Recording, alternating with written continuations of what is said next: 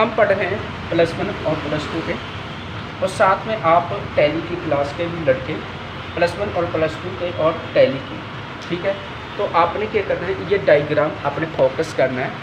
मतलब आपने जैसे 11वीं क्लास के और +2 के हैं, तो आपने जैसे ही एसिड है, एसिड की होती है, अपनी संपत्ति होती है, और उसके बाद अपना नॉन करेंट, मतलब नॉन करेंट है, जो मतलब करेंट है, मतलब आने वाला पल, ठीक है। उसके बाद करेंट एसिड मतलब करेंट संपत्ति, आने वाली संपत्ति, ठीक है। और ये है फिक्स एसेट, उसमें नॉन करेंट इन्वेस्टमेंट, जो आपकी नॉन इन्वेस्टमेंट होती है। उसके बाद है डिफाइंड टैक्स एसेट एट्स नेट, जो आपका है long term loan and advance, जो अपने लंबे समय तक लॉन्ग टर्म एडवांस किया है, ठीक है। उसके बाद अदर नॉन करेंट एसेट, जो मतलब आपकी अदर नॉन करेंट एसेट है, ठीक है। उसके बाद पढ़ा आपने इसमें करेंट इन्वेस्टमेंट, अब ये करेंट इन्वेस्टमेंट है, आगे है इन्वेंटरी।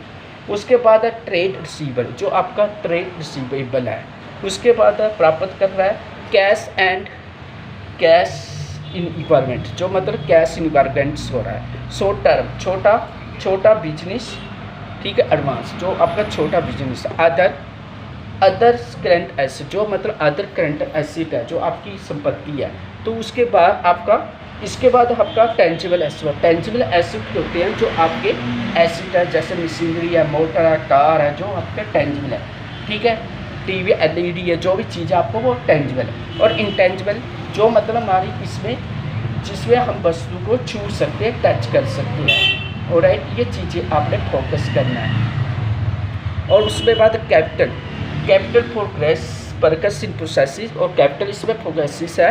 उसके बाद इंटेंजिबल एसेट एंड डेवलपमेंट, जो इंटेंजिबल एसेट और इंटेंजिबल होता है। तो इसके बारे आपने फोकस करना है, अच्छी तरह से इसकी तैयारी करनी है, ठीक है। तो ये चीज़ें आपने फोकस करना है। जैसे हमारे एसेट है, एसेट की संपत्ति, नॉन करेंट एसेट और करेंट एसेट, ठीक है। तो इसको अच्छी तरह से फोकस कीजिए, ठीक है।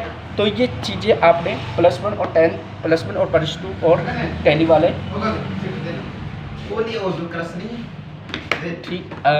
ठीक है।